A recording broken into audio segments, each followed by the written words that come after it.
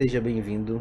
Vamos para mais uma aula de raciocínio lógico da banca Quadrix. Embora o foco esteja sendo o concurso do Conselho Regional de Farmácia, inicialmente o do Rio de Janeiro, mas depois, graças ao comentário do Jaime, se eu não me engano, em um dos vídeos, eu descobri que a IBEST, que é a mesma banca que está organizando o CRF do Rio de Janeiro, também está organizando o CRF do Espírito Santo. Porém, o do Espírito Santo a prova é em novembro. A galera está com mais tempo. Então, se você está para esse do CRF do Espírito Santo, recomendo assistir a playlist lá do IBEST, que é o mais próximo da realidade da prova, e depois acompanhar essa aqui. Embora seja outra banca, mas são questões tiradas de provas do CRF. Então é como se fosse o segundo nível de aproximação para a realidade da prova. Primeiro pela banca, depois pelo órgão. Por questões da banca, questões anteriores do órgão, mesmo que organizados por outra banca. E muito obrigado pelo apoio que vocês estão dando ao canal. Está sendo uma experiência muito enriquecedora para mim aprender e tentar transmitir esse aprendizado. E, quem sabe, ajudar vocês a alcançarem as metas e objetivos de vocês. Estamos só no início, então há muito que melhorar ainda. Tenho que aprender muita coisa sobre todo esse processo, mas até aqui já está sendo realizador. O apoio de vocês está ficando cada vez mais. Então, muito obrigado. Aqui, essa imagem de um texto que eu postei lá no canal do Telegram. Eu escrevi esse texto esses dias. É curto, tem 3 páginas. Sobre uma coisa que eu acho muito legal, que é a neurociência. E como ela mudou a minha vida, principalmente nos estudos, mas a vida de modo geral.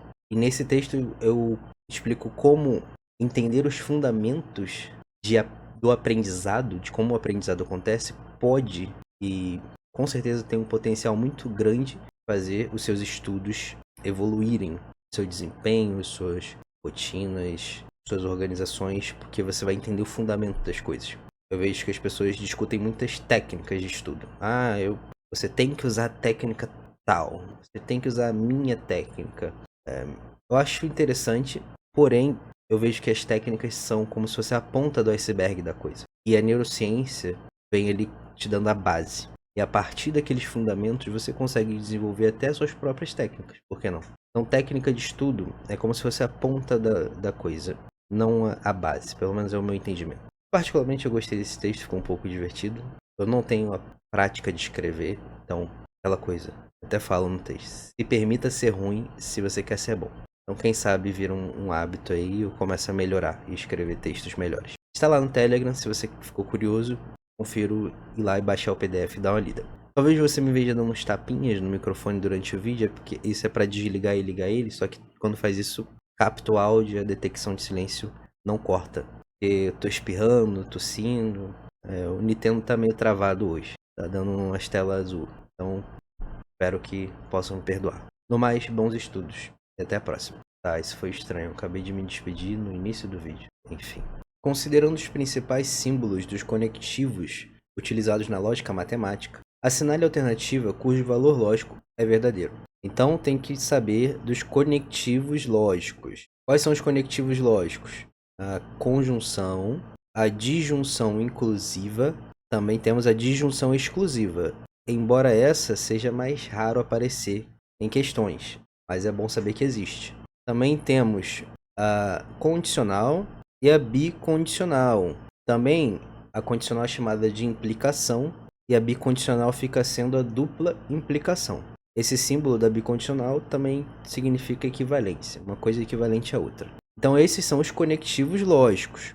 Então toda prova, todo edital que cobra raciocínio lógico, cobra lógica proposicional, você tem que saber as tabelas verdades desses conectivos. Principalmente desses 3, conjunção, disjunção inclusiva e condicional.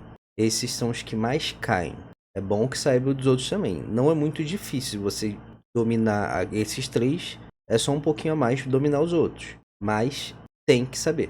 Beleza, então a gente vai analisar se as proposições em cada alternativa formam proposições verdadeiras ou não, de acordo com o conectivo. Então, todas são proposições compostas, ou seja, 2 proposições simples ligadas pelo conectivo lógico. E aí o conectivo lógico que vai estabelecer as condições de toda essa proposição composta ser verdadeira ou não.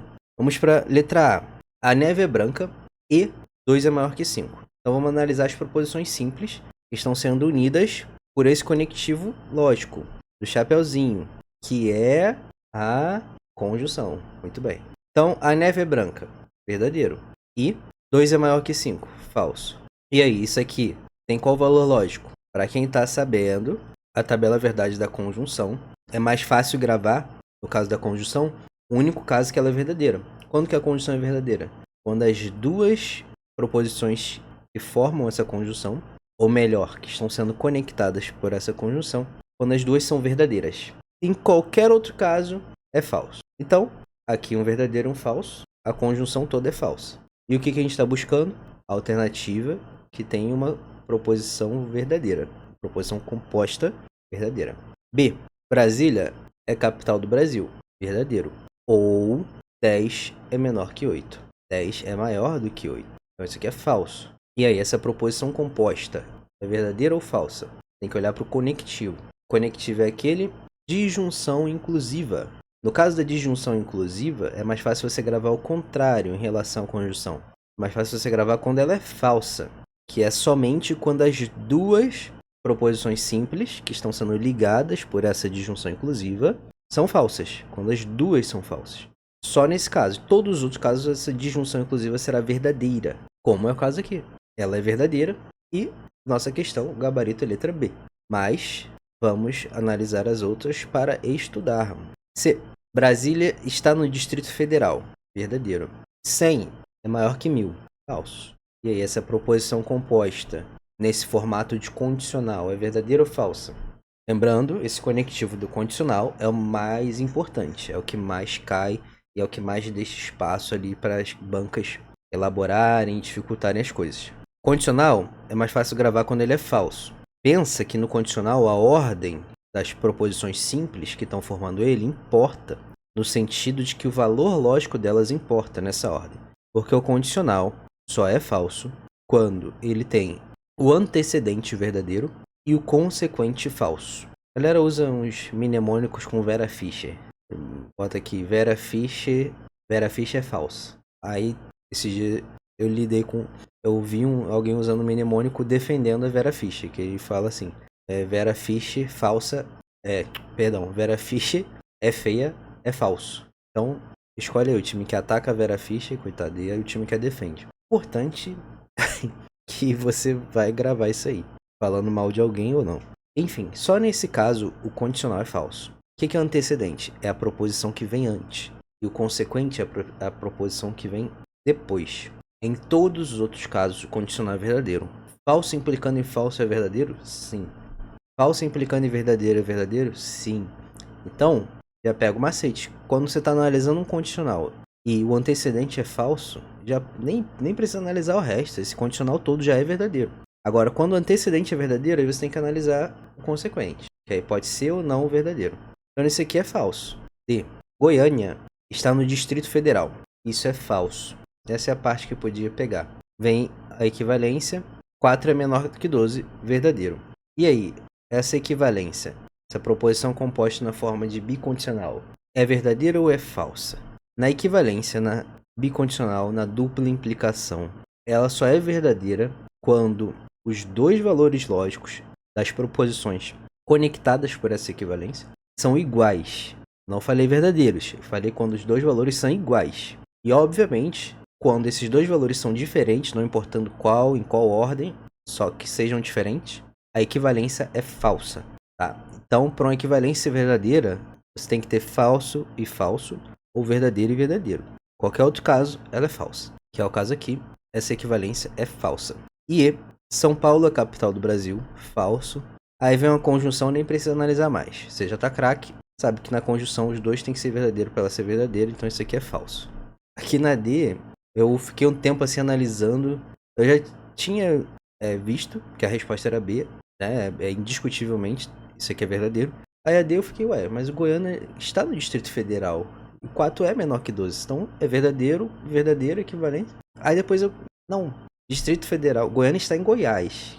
Distrito Federal é outra coisa. Então essa que era a parte difícil aí. O que ficou difícil foi a geografia, não foi nem a lógica nessa questão. A afirmação: Maria é médica ou João é professor, tem como sentença logicamente equivalente? Bom, quem tá lá no grupo do Telegram, eu postei ontem, vai que você tá vendo esse vídeo daqui a 50 anos. Eu postei lá no Telegram uma tabelinha, um resumo das principais negações e equivalências. São uns atalhos, umas regrinhas que se você decorar, fica mais rápido a resolução de questões como essa aqui, por exemplo. Mas dá para você fazer com base no entendimento que você tem de tabelas de verdade. Eu vou colar aqui, tá? Que eu não sei muitas dessas regrinhas de cabeça. Então aí eu vou consultar. Com a esperança de que eu grave algum dia. Mas no ruim eu saio pela tabela verdade. Então ele quer uma proposição que seja equivalente a isso aqui, que eu vou chamar de P ou Q. Então eu quero uma equivalência a P ou Q. Ou seja, uma equivalência da disjunção inclusiva. Eu tenho aqui, ó, uma equivalente a essa daqui. Não P, se não P, então Q. E outra, mas aí essa outra baseada na contrapositiva da condicional, que é não Q, se não Q, então P. Então tá aqui proposições equivalentes a uma proposição P ou Q qualquer. Você pega o que você chama de P, nega, troca o conectivo pelo da condicional e mantém o Q. Essa segunda equivalência aqui é mais porque é proveniente dessa, chamada de contrapositiva da condicional. Se você quer achar uma equivalência da condicional, você pode usar a contrapositiva, que é você inverter tudo e trocar o sinal. Então você troca o antecedente com o consequente e inverte os sinais deles. Aqui, ó, a gente tinha esse aqui, não P, se não P, então Q. A gente trocou o antecedente pelo consequente e vice-versa, e trocou os sinais também. Aqui era Q, virou não Q, aqui era não P, virou P. Então a gente vai procurar equivalências, ou seja, proposições com essas caras aqui. A letra A tá como? João é professor, a gente chamou de quê? Se João é professor, então Maria é médica. Perceba que não bate.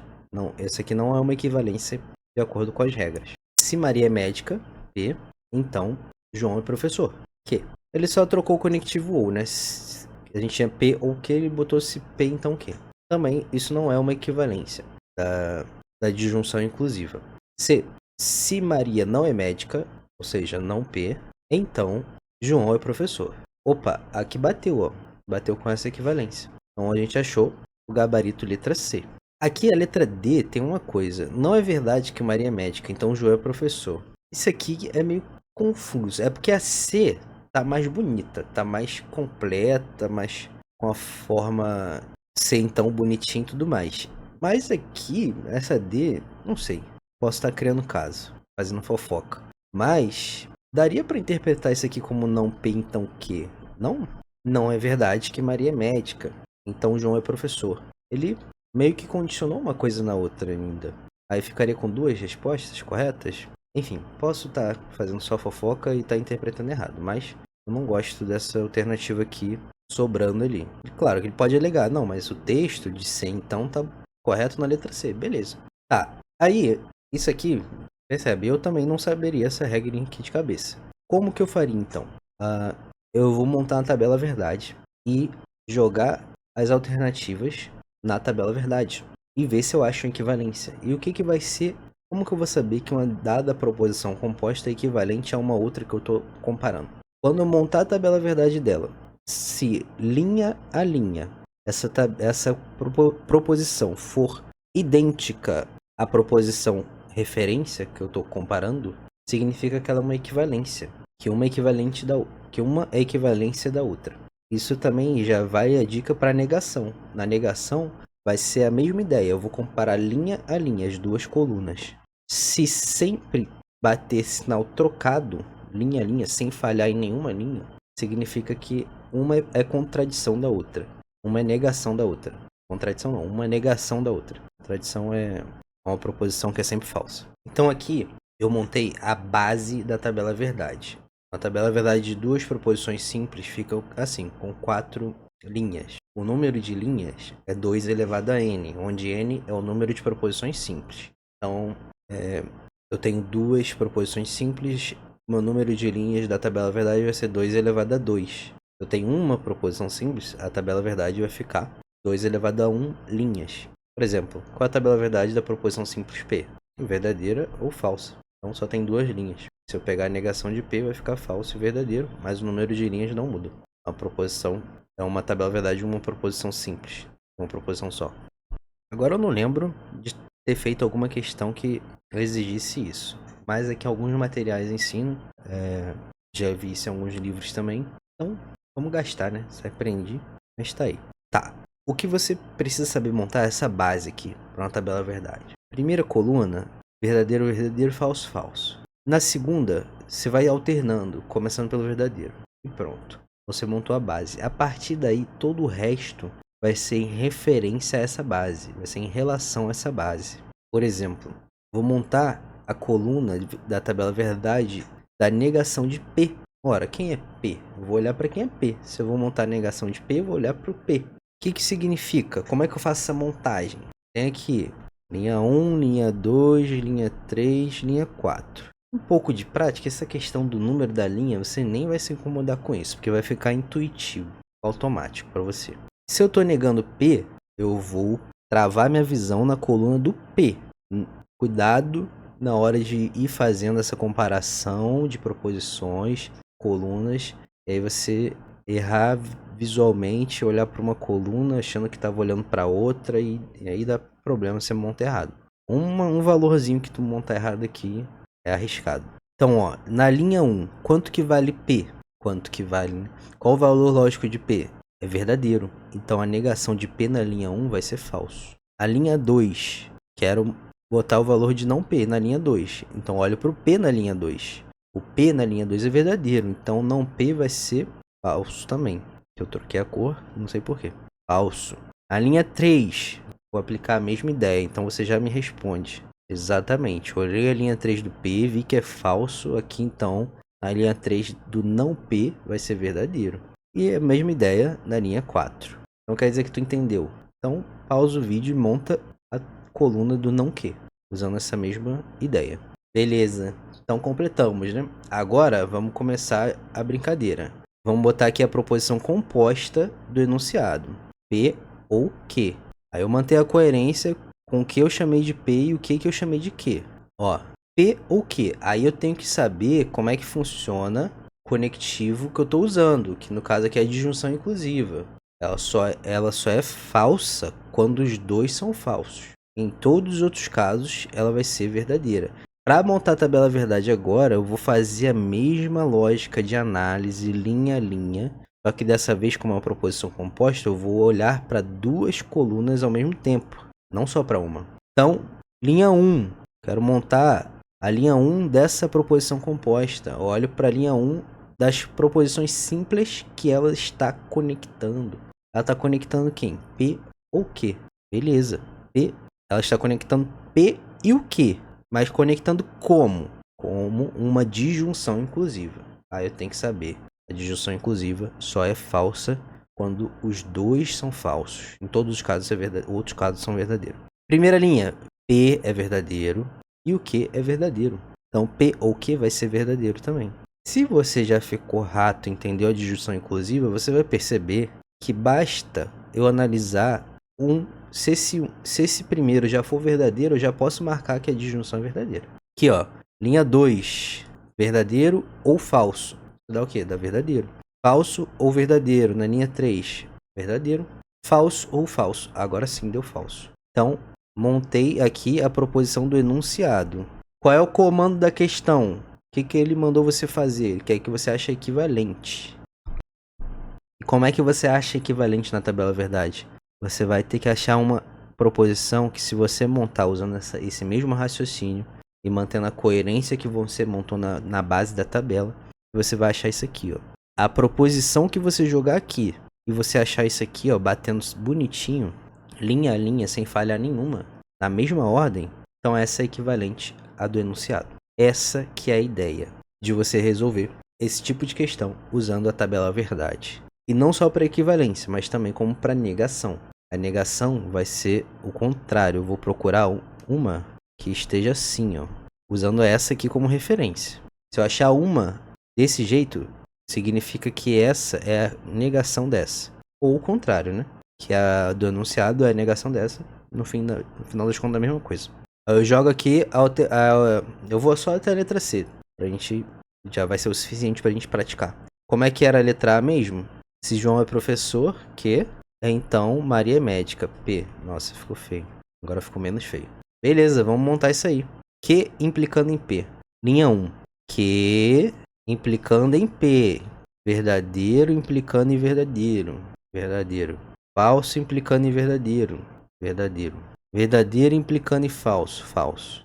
Já para aqui. Ah, por quê? Porque não é equivalente. Não vai ser equivalente porque falhou nessa terceira linha. Até aqui tava bonito, mas aqui falhou, já era. Então a letra A não é equivalência. A letra A tá fora. A letra B, entendeu? Essa que é a mágica da coisa. Se Maria é médica, P. Então João é professor, Q. Agora a gente vai olhar nessa ordem, daqui pra cá. Linha 1. Se P, então Q. Verdadeiro, verdadeiro, verdadeiro. A gente sabe que o condicional só é falso quando o verdadeiro implica em falso. Linha 2. Verdadeiro implicou em falso. Ih, só foi falar. Já falhou, ó. Eu quero 3 verdadeiros em sequência e um falso. Então letra B não pode ser. Letra C. Se Maria não é médica, não P, então Q. João é professor. Vamos ver? Cadê não P? Tá aqui, ó. Cadê Q? Tá aqui. Então a gente vai analisar nessa ordem, ó. Do não P pro Q. Falso implicando em verdadeiro. Na linha 1, verdadeiro. Falso implicando em falso. Verdadeiro. Verdadeiro implicando em verdadeiro. Verdadeiro. Verdadeiro implicando em falso. Falso. Bateu. Então tá aqui, ó. É por isso, esse é o fundamento da regrinha. O que a regrinha faz? Ela te pula essa análise. Aqui você entende o porquê que não, se não P então Q é equivalente a P ou Q. Aqui entendemos o porquê. Agora, com a prática a gente poderia observar de muitos exercícios de que, não, eu já sei que se eu montar a tabela verdade, isso aqui vai ser equivalente a isso. Essa garganta tá cruel. E é daí que nascem as regrinhas. Dessas análises, dessas relações. Aí foram observando, oh, isso aqui é equivalente a isso. Então vamos destacar. Já vamos deixar adiantado. Embora eu tenha gastado todo esse tempo fazendo essa explicação, quando você pega a prática disso aqui, você vai perceber que é muito rápido fazer isso. Não demora esse tempo todo. Porque aqui eu estou explicando, supondo que tenha pessoas que nunca tenham ouvido falar dessa tabela. De modo que elas poderiam sair desse vídeo com ela aprendida. Ou quase. Talvez tenha sido um pouco de exagero. Porque você pode estar falando, pô, é muito mais fácil decorar a regra. Talvez seja para você. Para mim, não é. Não sei porque eu não acho tão fácil decorar todas essas regrinhas. Algumas são porque consigo fazer associações com outras coisas. Por exemplo, a negação de P ou Q. A negação da disjunção inclusiva. Eu quero negar isso aqui. Como é que fica? Eu lembro aqui do chuveirinho lá da matemática. Eu penso que eu estou multiplicando por -1 e vai trocando as coisas. Ó, aqui o chuveirinho aqui aplica pro conectivo também. Então vai ficar não P, o chapeuzinho vira de cabeça para baixo ou para cima, agora não saberia dizer. Aí, enfim, vira uma conjunção e aqui fica não Q, né? Muda o sinal também. Não Q. Então essa é a negação de P ou Q. Essa aqui eu gravo porque ela é muito intuitiva. Outra que é intuitiva também é a negação de P, se P, então Q. A negação disso, olha, se P, então Q. Aí eu vou negar isso. Vou falar, beleza, P e não Q. Eu tô dizendo, se P, então Q. Ah, beleza. Então, pera aí, deixa comigo que eu vou negar isso aí, ó. P, deu P, mas não deu Q. P e não Q. Então, neguei. Aí essa aqui é a negação de se P, então Q. Essas duas aí, eu sou afiado. Agora o resto... E claro, a lógica da negação para disjunção é a mesma para conjunção, tá? Você vai aplicar a mesma ideia do chuveirinho, vai trocar o conectivo para disjunção inclusiva e fechou. Olha quanta coisa a gente aprende numa questão só. Por que eu faço isso? Eu vejo uma oportunidade de tirar dessa questão um conceito que não tá ligado diretamente, mas tem uma beirinha ali, já para aproveitar e deixar ele ilustrado e explicado também, para você ganhar autonomia cada vez mais rápido. Então, não é necessariamente, é claro que volume de questões é importante, mas não é necessariamente a quantidade que vai te dar a evolução no domínio de um assunto, mas a qualidade que você trabalha as questões que você está fazendo. O que eu quero dizer por autonomia? Por autonomia é Eu vou mostrar como você consegue fazer por você mesmo essas inferências, essas associações, te dando uma base, de modo que você ganhe segurança, você ganhe autoconfiança na hora de pegar uma lista de exercícios. Eu sei que às vezes bate ansiedade, uma ansiedade negativa, quando a gente fala, putz, vou fazer um exercício agora. Tem várias razões, mas uma delas, por exemplo, porque a gente não gosta de errar. A gente não gosta de ir lá pra questão e errar, porque isso mina a nossa confiança. Mas, é clichê, eu vou falar, mas é verdade. Durante o estudo, o erro é seu melhor amigo. Você tem que fazer amizade com o erro, porque você não é obrigado a saber tudo. Eu mesmo erro, toda vez que eu vou fazer alguma lista de questões, eu erro alguma outra. Mesmo às vezes sendo um assunto que eu já tenho bastante prática. E acontece. Então, é assim que eu gosto de trabalhar. Eu gosto de, pelo menos, apresentar à pessoa a ideia de que o aprendizado verdadeiro e consistente vai acontecer quando ela estiver tentando e treinando e praticando ali sozinha. Quando você está ali sozinho. E uma aula fica muito mais produtiva quando você gera as suas dúvidas. Quando você foi para o exercício, tentou resolver, não conseguiu. Quando você dá uma contextualizada primeiro. E aí aquela aula fica mais poderosa, mais proveitosa. E aí você... Ah, então é isso, então é aquilo. Aí começa a ter esses insights. E aí vai dando essas mini destravadas. E você... Quando você vai tendo aquelas reações tipo... Ah, tá, então era aí. Pronto. Enfim, quando a digressão vem na minha cabeça, é igual dormir no ônibus. Eu nunca sei onde eu vou parar. Então, espero que não tenha sido inútil também essa digressão.